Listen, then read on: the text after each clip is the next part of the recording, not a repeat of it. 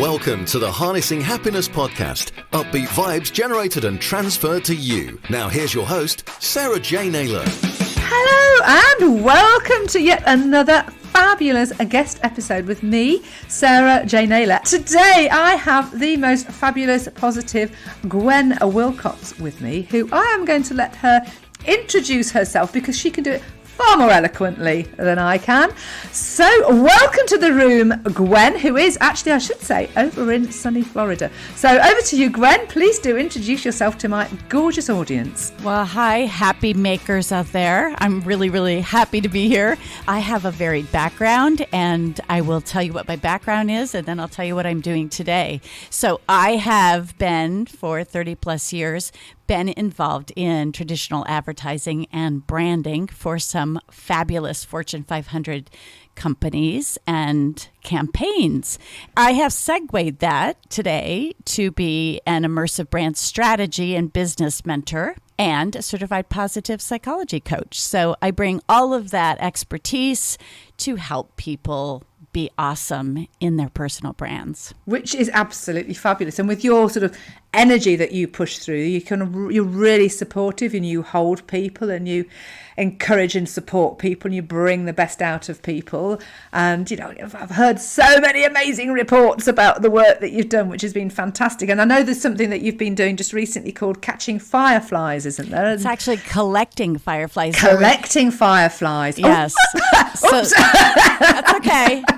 We collect Not them. Not catching them, we're collecting them. We're collecting them.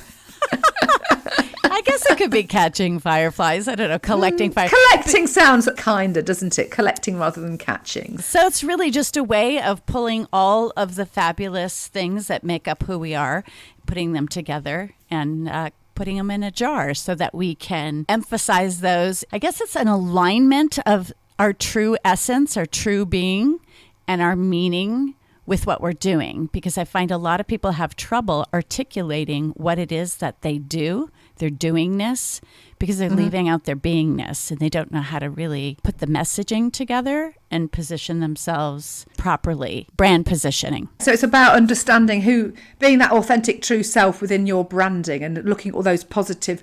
Obviously, we want to promote the positives. You're not going to catch the negative ones. And go, oh, look at me, I can be grumpy in the morning.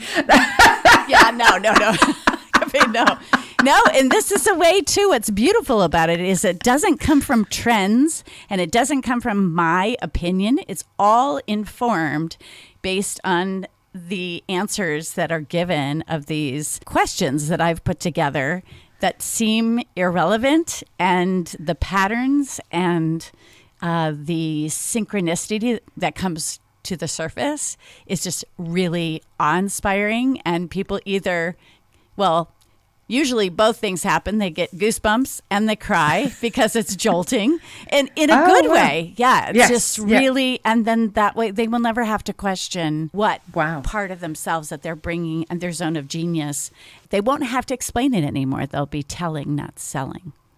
Oh, that sounds really fabulous. And it's a really positive message, isn't it? And it's when people are sort of in alignment with their true selves, and they're on point, they're on message, and they know who they are and accepting who they are, but focusing on those positives, because the more we focus in on our positives and that radiates out, that is what you attract back.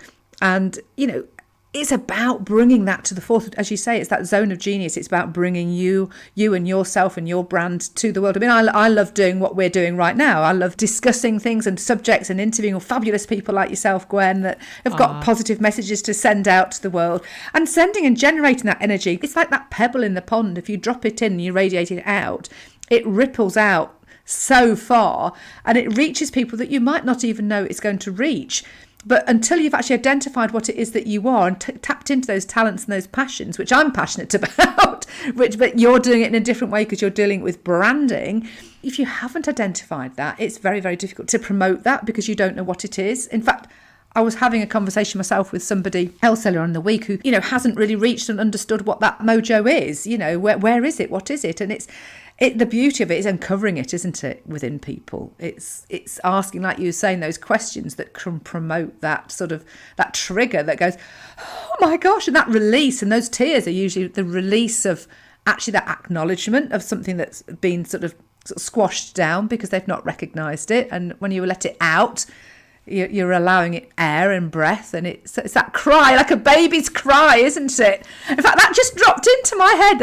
It's like that baby, it's that birth of that energy, isn't it? It's really being seen too. I think part of the process that I take them through is that they feel really seen, and what they haven't recognized, it's not crying because it hurts, it's crying because they've been seen. It's very revelatory because it's really coming from a really core place that they didn't see. They thought it was a separate thing, or they didn't. It's usually an unexpressed joy. That's usually what it is. It's been a joy that has been put in reserve and forgotten. And it's usually a subverted joy, usually will be the basis or the foundation of the work that they're called to do. That's really powerful stuff, isn't it? Really, really, really powerful stuff. So it kind of leads me into my question, what makes you happy? And I'm guessing one part of what makes you happy is helping other people release that. But generally, what makes you happy, Gwen? I've just been blessed. I don't know if we're born with this or not. I've always been a happy person. And part of that is I have a very curious and creative mind, which allows me to consider endless possibilities. And I call it the what if mindset.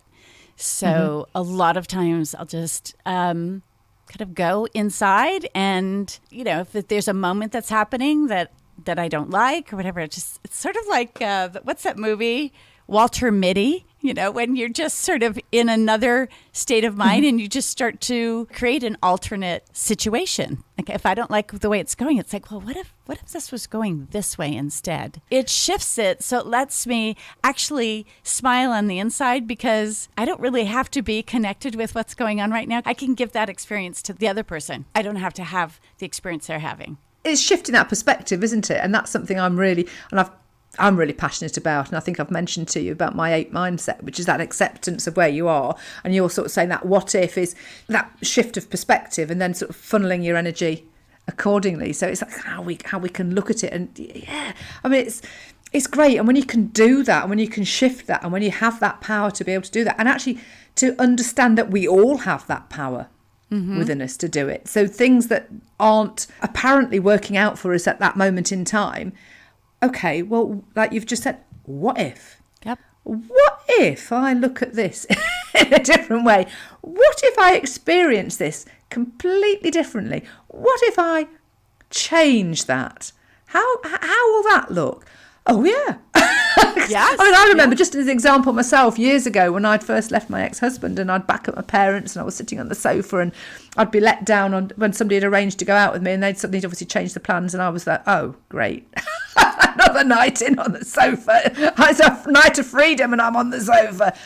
Okay, we can shift my perspective. What can I do instead? Yep. How can I use that time that's been given to me instead? I've always looked to maximise that time that's been presented. If somebody can't make a meeting or something gets rescheduled, go, great, well, actually, I can do this instead. It's that same sort of mindset, isn't it? It's that sort of really what is. if or how can I do this differently? Shifting that along. Oh, I see that segue there. Oh, shifting that along. Shift to the gift. Shift to the gift. Because I want to ask you as well, how have you used that mindset to overcome challenging situations? Because I know you've had in the last, certainly, is it year, 18 months now? It's a year, just over a year, isn't it? A very challenging situation, which how you've kept a smile and how you've done what you've done. So please share how you've dealt with used your positive mindset to overcome challenging situations, and do explain this particularly challenging situation. And floor's yours, Gwen. The floor is mine. Yeah. Well, there's lots of anniversaries coming up here shortly. On October 31st will be, which is Halloween, a year ago. During a full moon, I got a 16-foot truck and hauled another trailer with a car, and I had never driven a truck before, by the way. Oh my gosh! A dear friend did tell me you do know that you can't really turn right from the right turn lane, or else you will take out every stop sign that along the way. Oh my gosh. But let me back up as to why I was hauling anything. A year ago, September 8th, I was living in Ashland, Oregon, and this will all make sense. An adjacent city was Phoenix and Talent. They're small little cities. And there was a fire that broke out at about 11:12 in the morning. And it was about 5 houses away from where I currently was at that moment. And I got an alert on my text, which I had just signed up for the day before because I had been in this new place for just 10 days. And it said, oh, wow. if you're between this street and this street, evacuate now. And it was so new to where I was living. I had to Google, like, well, what street am I? Like, I'm in between both of these streets. Oh my God. Well, luckily the place that I had moved into didn't burn down, but the 2 cities burned. The wind shifted and it went north and burned through 2 cities, 2,500 homes and 600 businesses. And one of those was actually the storage unit where all of my belongings from the house I had moved out of, which was a 2,800 square foot house. So everything I owned, except for where I was staying, which was a furnished place because it was supposed to be temporary, just burned to the ground. And the whole thing was surreal.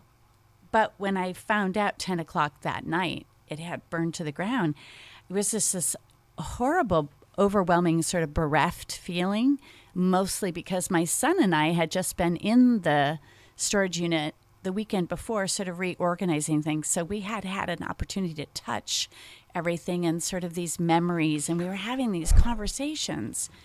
And there was something I put my hands on. I was going to take this china that my father had carried back from Bavaria during World War II, and it had been in our family.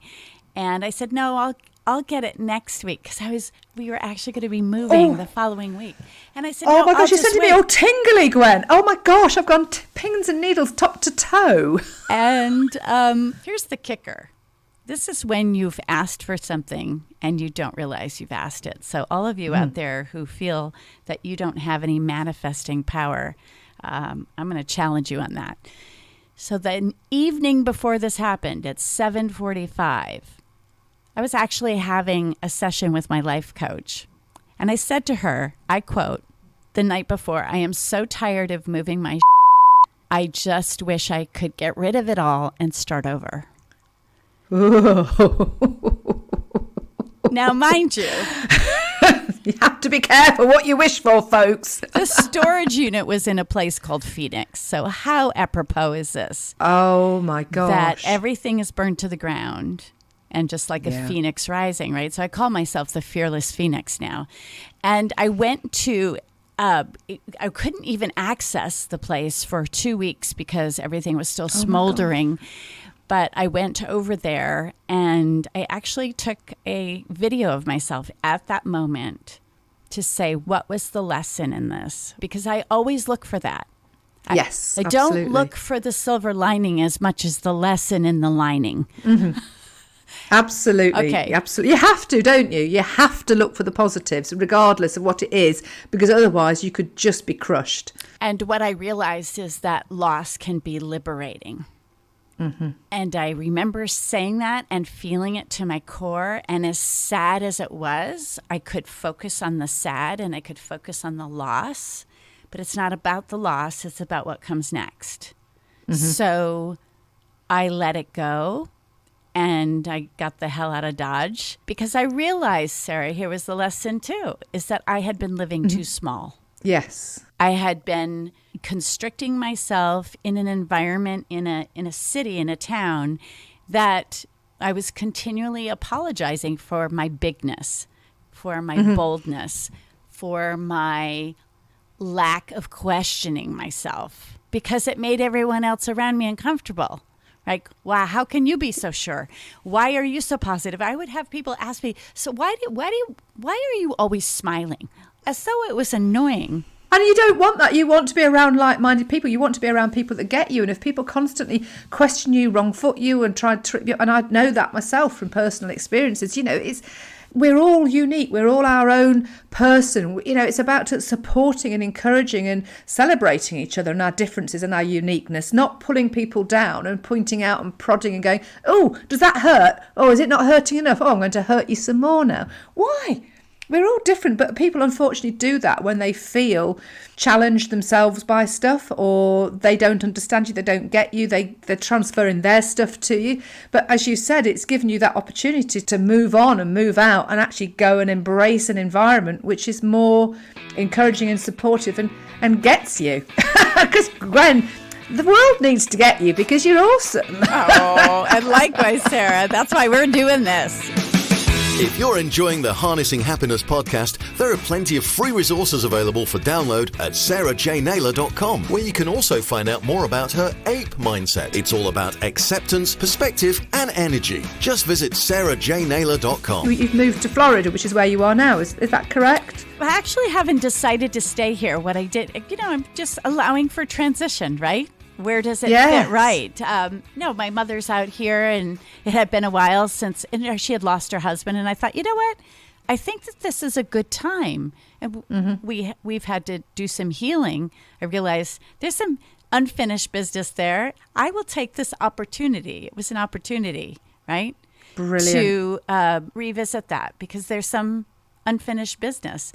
And I've decided to shift my business from offline to online, and just take my collective experience and coach, because all my clients kept saying to me over the last 10 years, Gwen, why aren't you coaching? Why aren't you coaching? You're like a business coach. You're like a life coach. You don't just do our branding. It's like, I feel like you understand us and you're always protecting us, and so I listened. Yes. And I just have this philosophy, too, that, when we feel lost, I call it the cosmic chiropractic, right?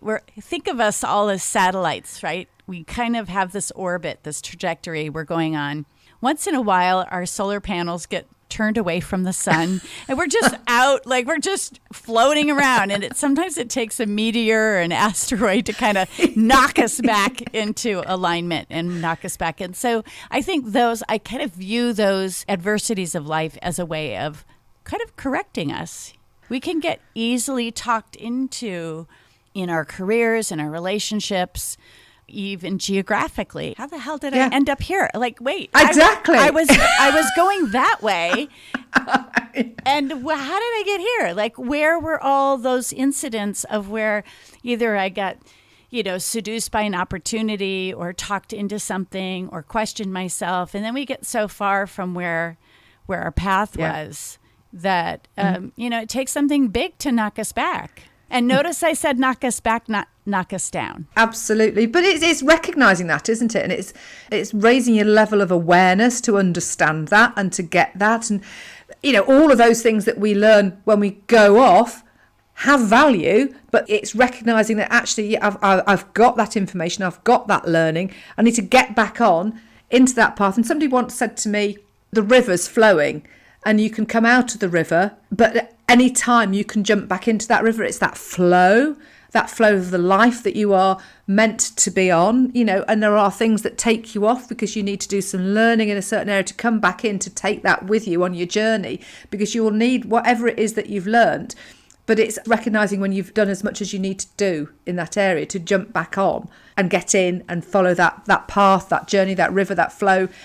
It is really, really exciting, but going with the flow and trusting your instincts and trusting your intuition and being able to let stuff go and not being bogged down or dragged down by that sort of emotional stuff that you can attach to inanimate objects and things like that is so powerful. And I mean, that's another subject for another day altogether. I want to stay on that water theme for a moment, because that's a great analogy, and I have a different one, and it's for a different set of reasons.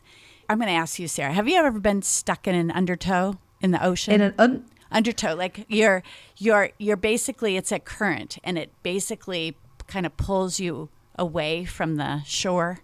It's sort of like an undercurrent. I tell you what I did get caught up with. This is very, very long time ago when I was, I must have been about 14 or 15. I don't know whether you've heard of a band that they were big. I don't know how big they were in the States. The Jam. Yeah. Paul Weller and the Jam. Yeah. I went to see them play at the Leicester de Montfort Hall when I was probably about 15 or 16, and I got dragged down into the audience, and I had to get dragged up and across the stage, and ended up backstage. Oh, and Bruce Foxton kissed me on that cheek. Ooh. Just there. Woo-hoo! I wanted Paul Weller's kiss, but that's another matter altogether. You just have to go back. I missed the concert. I saw the band before, the Vapors, and I saw them play to a degree, but that I was very much sucked down. So I imagine that's a kind of a similar thing to what you're referring to in terms of the water. Yeah. Well, if anybody's ever been in an undertow, those of the listeners who have, and you're like, sometimes you're only 6 feet or 8 feet from the shore, right? It's a current that's pulling you out, so it's going against the shore. Mm-hmm. Okay. So those of us who thrash about, and it's so frightening that you just swim harder and harder, and you're not getting anywhere, right? And this is where sometimes people can drown, because they panic. So if you think of adversity like an undertow, the more we thrash about and work against what's happening, the deeper down, the more oppressive it can be. Yes. When you let go, we're buoyant beings. Mm-hmm. And especially when you're in a water, we forget that we float. We forget that we are made of mostly water, and we will float. And you will allow yourself, you will come back to shore. The more we fight and more we force when we come to shore and how we come to shore, we actually can drag ourselves more down. Thank you for sharing that, because but that's true of the sort of the energies of life, full stop. If you keep on trying to push and push and push against something that's resisting you, stop pushing. You're not in flow. Move to one side, let that go. It's like sort of trying to knock on the door and finding that nobody's answering. Well, stop knocking. Go to the house next door. They might open up and say, "Oh, hello, come in. Would you like some cake?" Or whatever.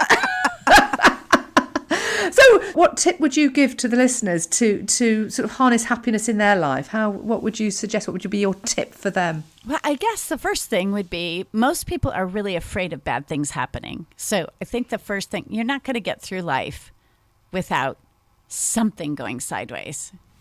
Just is, unless you just lock yourself in, Yeah. So I would just say the first thing is learn to embrace resilience.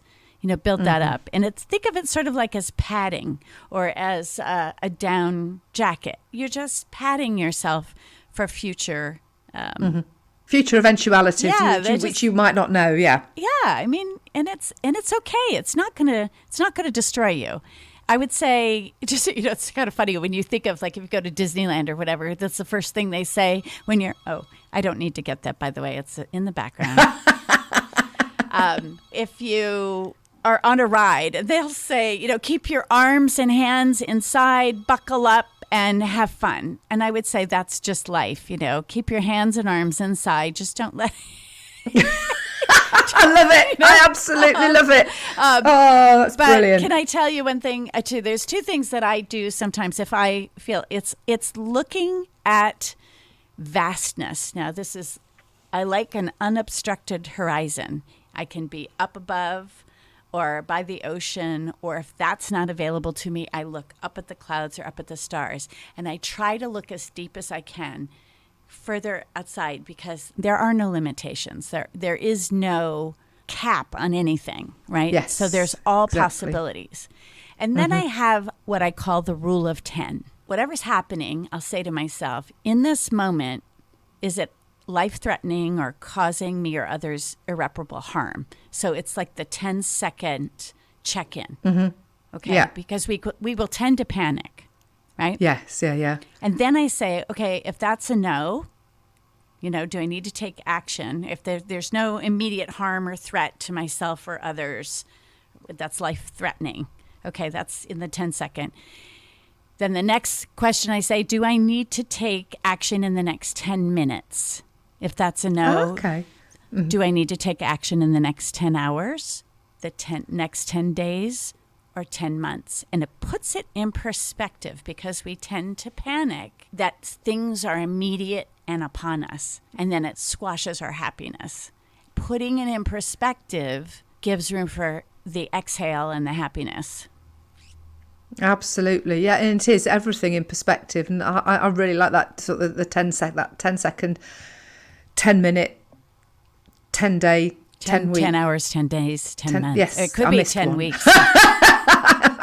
It's 10 to the 10 to the 10, 10, 10. Yep. Sorry. I like your cadence. Dear me. Oh, thank you so much, Gwen. You've been an awesome guest, as I knew you would be. Sorry for the listeners there, going into a little bit of non-operatic opera. I'm not a singer by any manner of means. Nobody has anything to worry about from me on the singing front. It's been an absolute pleasure. So how would anybody get in touch with you if they needed to get in touch with you? Oh, they can follow me on Instagram at Gwenne Wilcox, and my name is spelled with lots of N's and E's, GWENNE Wilcox, WILCOX. So that's my handle on Instagram, Facebook, same name.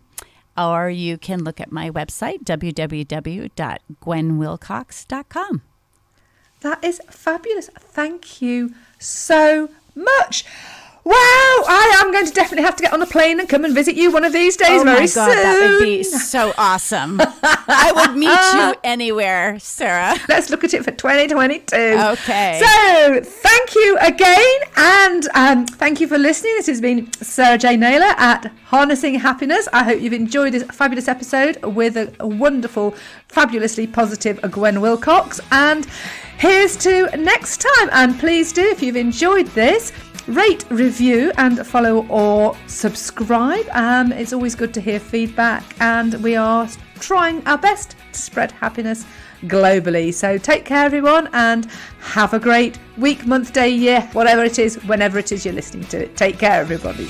Thanks for listening to the Harnessing Happiness podcast with Sarah J Naylor. If you took value from the content, please follow the show on your podcast app. And to find out more about Sarah's ape mindset, visit sarahjnaylor.com. That's sarahjnaylor.com.